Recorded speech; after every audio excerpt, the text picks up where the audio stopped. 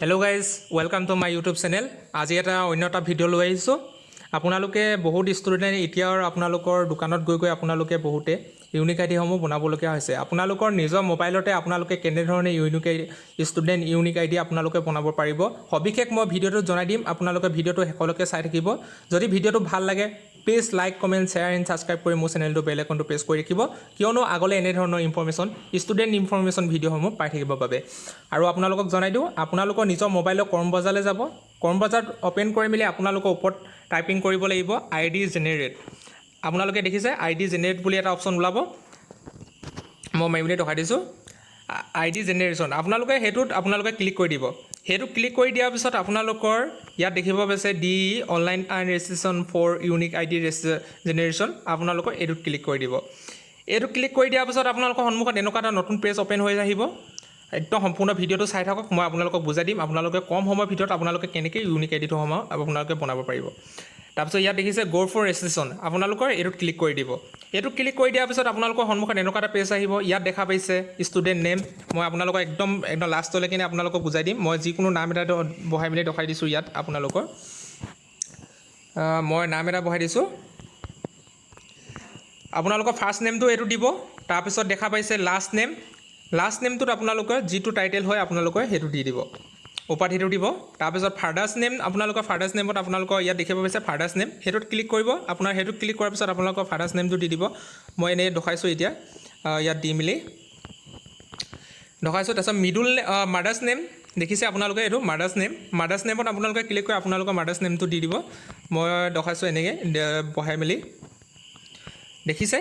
ইয়াত আপোনালোকৰ মা নামটো বহাই দিব। তাৰপিছত ইয়াত আপোনালোকে দেখা পাইছে মোবাইল নাম্বাৰ। আপোনালোকৰ ইয়াত মোবাইল নাম্বাৰটো আপোনালোকৰ যোনটো আপোনালোকৰ এডমিশ্যন কৰোঁতে আপোনালোকে মোবাইল নম্বৰ দিম বুলি ভাবিছে সেই আপোনালোকৰ মোবাইল নম্বৰটো ইয়াত টাইপিং কৰিব লাগিব। মই ইয়াত মোবাইল নম্বৰ এটা টাইপিং কৰি দেখাইছোঁ 9967890065। এইটো মোবাইল নম্বৰ দিলে। মোবাইল নম্বৰটো দিয়াৰ পিছত আপোনালোকে দেখা পাইছে ইয়াত ডেট অফ বাৰ্থ দিব আহিছে। ডেট অফ বাৰ্থটো আপোনালোকৰ যোনটো ডেট অফ বাৰ্থ হয় মই এনেই আপোনালোকক দেখাইছোঁ দি মেলি। ডেট অফ বাৰ্থটো আপোনালোকক মই দি দিছোঁ 22/6/7 আপোনালোকৰ 2000 দি দিলোঁ দেখিছে। তাৰপিছত ইয়াত আপোনালোকে চিলেক্ট কৰিব আহিব নেক্সট অপশ্যন আপোনালোকৰ জেণ্ডাৰ। আপোনালোকৰ যদি ফিমেল হয় ফিমেল দিব। আপোনালোকে যদি মেল হয় মেল দিব। যদি আপোনালোকে অন্য কিবা এটা হয় তেন্তে অন্যটো টিপি দিব। মেল হয় মেল দিব। তাৰপিছত আপোনালোকৰ ৰিলেশ্যন দিব। ৰিলেশ্যন আপোনালোকৰ হিন্দু মুছলিম কি হয় আপোনালোকে দিব, সেইটো হিন্দু দিব যদি হিন্দু হয়। তাৰপিছত কাষ্টটো আপোনালোকে চিলেক্ট কৰিব নিজৰ আপোনালোকৰ কেষ্টটো general OBC SC STP STS আপোনালোকৰ যোনটো অপশ্যন হয় আপোনালোকক মই এইটো OBC দেখাই দিছোঁ। আপোনালোকৰ ইয়াক সুধিছে আপোনালোকে যদি PWOD যদি কেণ্ডিডেট হয় তেন্তে আপোনালোকে yes দিব। যদি নহয় আপোনালোকে তেন্তে no দিব। ইয়াতো যিহেতু মই নহয় no দিম। তাৰপিছত আপোনালোকৰ ষ্টেটটো চিলেক্ট কৰিব আহিব। যোনখন ষ্টেট হয় আপোনালোকৰ মই যিহেতু আসামৰ হয় আসাম দিলোঁ। তাৰপিছত ডিষ্ট্ৰিক্টটো চিলেক্ট কৰিব আহিব। আপোনালোকৰ ইয়াত নিজৰ ডিষ্ট্ৰিক্টটো আপোনালোকে চিলেক্ট কৰিব। মই এনেই দেখাই দিছোঁ আপোনাৰ চিৰাং দি দেখাইছোঁ। তাৰপিছত ইয়াত দেখিছে আপোনালোকৰ এডমিশ্যন কিহত এডমিশ্যন ল'ব বিচাৰিছে। আপোনালোকে যদি হাই ছেকেণ্ডেৰীত ল'ব বিচাৰিছে তেন্তে HS দিব। তাৰপিছত ফাৰ্ষ্ট ইয়েৰ ছেকেণ্ড ইয়েৰ দেখিছে ইয়াত। যদি আপোনালোকে ডিগ্ৰীত ল'ব বিচাৰিছে তেন্তে UG দিব। UG দিয়াৰ পিছত আপোনালোকৰ ইয়াত অপশ্যন ওলাব first semester third semester fifth semester.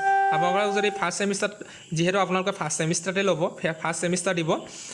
যদি আপোনালোকে তাতকৈ ওপৰত ল'ব বিচাৰে PGত যদি ল'ব বিচাৰে তেন্তে ফাৰ্ষ্ট ছেমিষ্টাৰ মাষ্টাৰ ডিগ্ৰী কৰোঁ বুলি ক'লে মাষ্টাৰ ডিগ্ৰীৰ কাৰণে ফাৰ্ষ্ট ছেমিষ্টাৰ থাৰ্ড ছেমিষ্টাৰ আপোনালোকে দুটাৰ কাৰণে এইটো ইয়াত আপোনালোকৰ কোনটো হয় সেইটো দিব। মই যিহেতু মই UG কৰিছোঁ মই ফাৰ্ষ্ট ছেমিষ্টাৰ ল'ব বিচাৰিছোঁ ফাৰ্ষ্ট ছেমিষ্টাৰ দিলোঁ।